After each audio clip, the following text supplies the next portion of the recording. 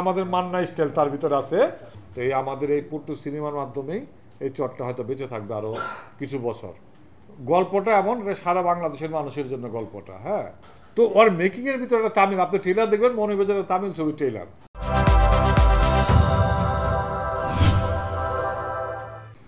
পটু এটা অন্য রকমের একটা সিনেমা, অন্যরকম মানে সব কিছু অন্যরকম। গল্পটা একটু অন্যরকম, পুরোটা চরের মানুষের সুখ দুঃখ, হাসি কান্না, বেদনা আপনাদের ভালো লাগাবে। গ্রামের চরের চিত্র, একটা গ্রামের ফিল আছে, যেমন পোড়ামন, যেমন একটা পোড়ামন 2, এই জাতীয় একটা মানে ওই জাতীয় লোকেশন। তার উপর একটা চর আছে, এবং এই চরটা সামনের বছর আর থাকবে না, আশা করি মনে হচ্ছে বিলুপ্ত হয়ে যাবে চরটা। তো এই আমাদের এই পুট্টু সিনেমার মাধ্যমেই এই চরটা হয়তো বেঁচে থাকবে আরও কিছু বছর। আর অন্যরকম আরও একটা কারণ হইল যে আমাদের আর্টিস্টগুলি একটু অন্যরকম। দেখেন আমাদের সেন্ট্রাল ক্যারেক্টার আসে পটু। আমরা পটুকে আগে রাজশাহী শহর থেকে একটা পটুকে ট্রেনিং দেওয়া হয়েছিল, তিন মাস ট্রেনিং দেওয়া হয়েছিল। 3-4 মাস ট্রেনিং দেওয়ার পরে ওরে নিয়ে গেছি। যখন একে পাওয়া গেছে, তোর নাম কি বলো? জোরে, হ্যাঁ জোরে না বললে শুনবে না। ওর নাম মোহাম্মদ মানিক। তাকে ওইখানে ইনস্ট্যান্ট পাওয়া যায়, এবং ইনস্ট্যান্ট তার অ্যাক্টিং, কথাবার্তা মানে অনেকটা মান্না ভাই স্টাইলের। এখন যেরকম যেরকম দেখতেছেন সরে আমার জীবনটা শেষ করে দিয়েছে ওরকম না। আমাদের মান্না স্টাইল তার ভিতরে আছে, কিন্তু সে জীবনে কখনো রাজশাহী শহরে আসে নাই। এই সিনেমার জন্য শুটিংয়ে ফার্স্ট সে রাজশাহী শহরে আসছে, এবং আজকে প্রথম সে ঢাকা শহরে আসছে। না, ঢাকা কেমন লাগলো? জোরে বলো। তোমার আব্বা কি করে? কি কাজ? ধানের খেতে কাজ করে। তার বাবা একজন কৃষক। এইখানে নতুন নায়িকা, নতুন নায়ক, যেমন আমরা জিন্টু দিয়া সফল হইলাম। আপনারা অনেকেই জানেন যে একটা ছবি হিট করলে নতুন নায়ক নায়িকা বের হয়ে যায়। যেমন অলরেডি সামিনা বাসার 2টা সিনেমা সই করে ফেলছে।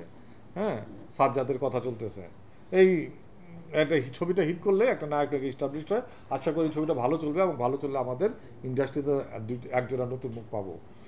তো আমি এখন উঠে যাব। যদি আমার কাছে কোনো জিজ্ঞেস করা থাকে জিজ্ঞেস করতে পারেন। আমি নিচে উঠে যাব আপনাদের এরা কথা বলবে। গল্পটা এমন সারা বাংলাদেশের মানুষের জন্য গল্পটা। হ্যাঁ, শহর কেন্দ্রিক একটু ভালো লাগবে। যারা গ্রাম দেখে তাদের গ্রাম দেখেই, যারা চর দেখে তাদের কাছে নতুন না। আমার কাছে যেমন লোকেশন নতুন, ভার্জিটি লোকেশন। এটা আমাদের গল্পটা একটু আরবান, যারা তাদের কাছে ভালো লাগবে। মানুষ যেটা দেখে নেই সেটাই দেখতে চায়, সেই পার্সপেক্টে আরবানের কাছে গল্পটা বেশি ভালো লাগবে। অনেক স্টাইলে অনেক রকম করি আমরা। প্রথমে মাল্টিপ্লেক্স বেস আগাবো, তারপর আস্তে আস্তে আমরা আগে বাড়বো। আমি আসলে এখন যাই ছবি করব, ওই মনে করেন আগে অনেক অ্যাকশন ছবি করছি, মারামারি করছি, একবারে ধুমধারকা অ্যাকশন ছবি আমার হাতে। এখন সামনে 2টা ছবি আছে, অগ্নি, মাসুদ রানা, এমআর 9, এইগুলি আছে। এই ছাড়া নতুন অ্যাকশন থ্রিলার আছে, বাট পরিপূর্ণ কোনো অ্যাকশন ছবি আমার হাতে নাই এখন। তো এই জাতীয় ছবিগুলি আরবান দর্শক এবং ইন্টারন্যাশনাল ডিস্ট্রিবিউশনের জন্য খুব সুবিধা করে এই জাতীয় গল্পগুলি। আমি যদি মনে করেন শহরে একটা ছেলে অ্যাকশন করে, অ্যাকশন ছবি যদি আমি ইন্টারন্যাশনাল ডিস্ট্রিবিউশনে ঢুকি, কেউ দেখবে না। আমার অ্যাকশন কে দেখবে? যেখানে তারা জেমস বন্ড দেখে, মিশন ইম্পসিবল দেখে, ফাস্ট অ্যান্ড ফিউরিয়াস দেখে, সে আমার অ্যাকশন তাকে ভালো লাগবে না। সে যেটা দেখে নেই তাকে সেটা দেখাবো। সে জিন্টুর মতো গল্প দেখে নাই, ওই চেয়ারম্যান লুঙ্গি পইরা পানিতে নেমা যায়, কাদায় চুবায়, এই জিনিসগুলো বিদেশিরা দেখে নাই। ওই বাসায় ওই যে ঝাড়ু দেওয়া বাইরে জিন ছুটায়, এটা আমাদের দেশে আছে, কিন্তু বিদেশিরা দেখে নাই। এই জন্য পাকিস্তানে খুব ভালো চলছে ছবিটা। তারপর ইংলিশে ডাবিং চলতেছে। ইংলিশ ডাবিংটা আমাদের একটু স্লো হয়ে গেছে। ইংলিশ ডাবিংটা বাংলার মতো তো ফাস্ট করতে পারি না, যেহেতু অরিজিনাল আর্টিস্টই ডাবিং করতেছে। তো এই পটুটা এমন একটা ছবি যে লোকেশনটা, গল্পটা সবার কাছে একটা নতুন অন্যরকম। এই জন্যই গল্পটা হুমায়ুনের লেখা। হুমায়ুন গল্পটা শুনাইছে, আমার কাছে ভালো লাগলো, একটু অন্যরকম। একটা প্রোডাকশন হাউস তখনই কমপ্লিট হয় তার যখন সব ধরনের সিনেমা থাকবে। আমার অ্যাকশন অনেক ছবি আছে, রোমান্টিক অনেক ছবি আছে, প্রেমের ছবি আছে, থ্রিলার কম আছে।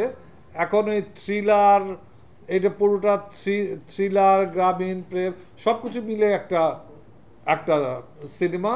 এবং আমার মনে গল্পটা চুজ করার কারণ, এটা আরবান এবং বেসিক্যালি আরবান এবং ইন্টারন্যাশনাল দর্শকের ভালো লাগে। সবচেয়ে ভালো হয়েছে মেকিংটা অসাধারণ হয়েছে। হ্যাঁ, কেমন চলবে এটা বলতে পারি, এটা আল্লাহ আল্লাহ আল্লাহ খুব ভালো জানে। আমার একসাথে 2টা ছবি দেখছি, ভালো ছবিটা চলে নাই, খারাপ ছবিটা সুপারহিট হয়ে গেছে। একসাথে রিলিজ দিছি 2টা ছবি, নাম নাই বলি, ডিরেক্টর মাইন্ড করে কষ্ট লাগবে একজন। ভালো ছবিটা ফ্লপ গেছে, খারাপ ছবিটা যেটা খারাপ কমই জোর ওইটা সুপারহিট করে গেছে। সো এদিক থেকে কী চলবে কী চলবে না এটা বলা যায় না। দর্শকের কী ভালো লাগে, দর্শকের যে কখন কোনটা ভালো লাগে, আমরা তো সবাই প্রতিটা ডিরেক্টর প্রতিটা প্রডিউসারই তার সর্বোচ্চ চেষ্টা করে।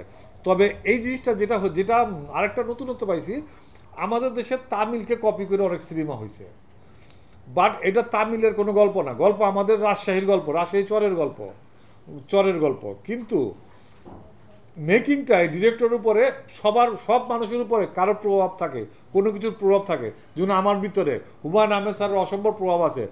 আবার থ্রিলার লিখতে গেলে কাজী আনোয়ার হোসেন স্যার আমার মাথার ভিতরে ঢুকে বসে থাকে। হ্যাঁ, জিন ভূত লিখতে গেলে হুমায়ুন আহমেদ স্যার বসে থাকে। আর এর ভিতরে তামিল, আমার প্রথম যখন দেখা হয় 2013-14 সালের দিকে, ভাই তামিল ছবি এইভাবে শর্ট দিয়েছে, ওর কাছে তামিলের সিনেমার খুব গল্প শুনতাম। তো ওর মেকিংয়ের ভিতরে একটা তামিল, আপনি ট্রেলার দেখবেন মনে হবে যে তামিল ছবি ট্রেলার। সো মেকিং স্টাইলটা তামিলের মতো হয়েছে, সাউথ ইন্ডিয়ানের মতো হয়েছে, বাট গল্পটা বাংলাদেশের গল্প, আর্টিস্ট সব বাংলাদেশের, কলা কৌশলী টেকনিশিয়ান সব বাংলাদেশের। ছবিটা চোখের শান্তি দেবে, লোকেশন সুন্দর, ভালো লাগবে, ছবিটা ভালো লাগার অন্যরকমের একটা ভালো লাগার ছবি। আমি যেটা মনে করি, শুধু আপনি হয়তো সিনেপ্লেক্সের কথা বলতেছেন, অনেক সিনেপ্লেক্স সিঙ্গেল প্লেক্সের ছবি নেমা যায়, একদিন পর 2 দিন পর অনেক ছবি নামছে, অনেক ছবি নেমা যায়। আমাদের ছবি আমরা ডিস্ট্রিবিউশন করা ছবিও নেমে যেতে চাইছি, আমরা রিকোয়েস্ট করে হয়তো রাখতে পারি, বড় প্রডিউসার ডিস্ট্রিবিউটর রিকোয়েস্ট শুনে আমাদের ডিস্ট্রিবিউশন করা অনেক ছবি একদিন পর নেমে যেতে চায়। তো নট অনলি মাল্টিপ্লেক্স, সিঙ্গেল প্লেক্স, দেখেন একটা হল যদি চলে, একটা হলের ভিতর কতগুলি এসি থাকে, কতগুলি স্টাফ কাজ করে, তার যদি 8টা 9টা 10টা দর্শক থাকে বা 2টা দর্শক থাকে, আজকের একটা ছবি নাম না বলি, হ্যাঁ, বাংলা ছবির, হ্যাঁ, সনিতে 2টা সিট বিক্রি, 2টা শোর ভিতর 2টা শো 2টা সিট বিক্রি হয়েছে। এখন আপনি বলেন এই সিনেমা হল, যে হলের মালিক, আপনি একতরফা চিন্তা করবেন না, এই হলের মালিক কি সার্ভাইভ করবে? হলের মালিক, আমি যেমন ব্যবসা করতে চাই প্রডিউসার হিসেবে, হলের মালিকও চায় ব্যবসা করতে। আমি যখন ড্রুপ ছবিটা লাগাইছি, আমার কিন্তু 18টা শো দিছে এক দিনে, এই একটা হলের ভিতরে 18 শো করছে। আমি বলছি এত শো করে না, করছে, সে মনে করছে তো চলবে। হ্যাঁ, আবার আমার জিনের সবে কত 8টা 10টা 9টাতে আরম্ভ করে 33টা শোতে যা ঠিক আছে, যখন জিন ছবিটা রিলিজ করি, আপনি সবাই জানেন। হ্যাঁ, এটা 33টা শো দিছে, শো তারা বাড়ায় গেছে, তার মানে চললে শো বাড়াবে, না চললে শো বন্ধ করে দেবে। এটা নট অনলি সিঙ্গেল প্লেক্স, এটা মাল্টিপ্লেক্স, সিঙ্গেল প্লেক্স মাল্টিপ্লেক্স সবাই করে এই কাজটা। যদি বিচার করতে চায়, যদি আন্দোলন করতে চায়, তাহলে সিঙ্গেল প্লেক্স সহ করা উচিত। খালি অনলি মাল্টিপ্লেক্সকে আপনি ধরবেন কেন? সিঙ্গেল প্লেক্স অনেক ছবি আমাদের যারা আপনারা জানেন না, অন মাল্টিপ্লেক্সের কথা আপনারা দেখেন, অনলাইনে যা দেখতে পারেন বলে আপনারা বলতেছেন। মাঝে মাঝে নিউজ হয়েছে অমুক হল থেকে ওই ছবি নেমে গেল একদিনে। সো আমি মনে করি মুক্তবাজার অর্থনীতির দেশ এটা, বিশ্ব এখন মুক্তবাজার অর্থনীতির দেশ, অর্থনীতি। পাকিস্তান ছবি রিলিজ করছে জিন, 24টা হলদা রিলিজ করছে, এই রবিবার আসা 27টা হয়ে গেছে। এটা রবিবার দিন 3টা হয়ে যেতে পারতো, আসলে 3টা করে দিত, এটা কিছু করার নাই তো। এটা হল মালিকের ইচ্ছা, সে হলের মালিক, সে কমাইতে পারে, বাড়াইতে পারে। আপনি এখানে আমরা প্রযোজকের ফোর্স করার কোনো হয়ে নাই। প্রযোজকের যেটা থাকে, যদি একটা বড় প্রযোজক থাকে, আমার পিছনে 10টা ছবি আছে, তাইলে হয়তো চিন্তা করে যাক ওনার 10টা ছবি আছে, একটা ছবি খারাপ করলো, 10টা ছবি দিয়ে কাভার দেবো, এটা একটা জিনিস। আর এটা করার সুযোগ পাচ্ছে যে আপনার হয়তো মনোপলি, এখন স্টার সিনেপ্লেক্স একা হয়ে গেছে, ওদের হল, অন্য কেউ আসে না, কেন অন্য কোনো আসলেই তো কম্পিটিশন হবে। স্টার সিনেপ্লেক্সের শুধু আরেকটা কাউন্টার থাকে, তখন দেখবেন ওই হল মালিকটা, যেমন এক সময় যখন একটা জায়গায় মধুমিতা ছিল, অভিসার ছিল, মধুমিতা এবং অভিসার 2 হল মালিকে আমাদের পিছনে ঘুরতো ছবিটার জন্য, কারে দেব, আমরা খুব বিপদে পড়তাম তখন। হ্যাঁ, বলাকা আর নিয়া কি জানি, ওই বিজেপি হন, যেটা বিজেপি হয়েছে, তখন বিডিআর ছিল, বিডিআর আর বিজেপি আর বলাকা সব সময় প্রবলেম, ওরে দিয়ে না আমার দেন ওরে দিয়ে না, এরকম ফুল ময়মনসিংহ এখনও প্রবলেম, 2 হল আছে। সো এখানে কম্পিটিশন আছে যখন যেমন মনিহার একা যশোরে দিলেন না দিলেন ওইখানে ওরা মনোপলি। সো অনেকগুলি হল এক জায়গায় 3-4টা হল, অনেকগুলো হল চলবে কেন? আগে দেখেন বলাকা ছিল, বলাকার পাশে বলাকার সাথে বিনাকা ছিল, বিনাকার এই পাশে ছিল মল্লিকা। আপনারা যারা পুরনো ঢাকার যারা আছেন একটু সিনিয়র, আপনারা তো মুসলিমামি বাচ্চা, আপনারা জানবেন না। মল্লিকার নাম শুনছেন কখনো?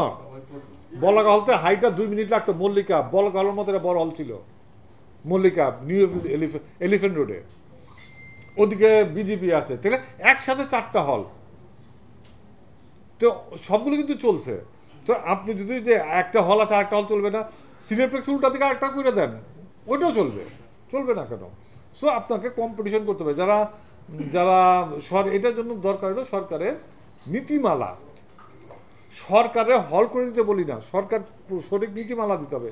নীতিমালা কী করা উচিত আমাকে বলেন, সরকার আমাকে ডাকুক, আমি নীতিমালা বানিয়ে দেবো কী লাগবে, কি করা উচিত সিনেমার উন্নতির জন্য। আমি সবচেয়ে বড় প্রডিউসার, আমার চেয়ে বেশি ছবি কেউ বাংলাদেশে কেউ বানায় না।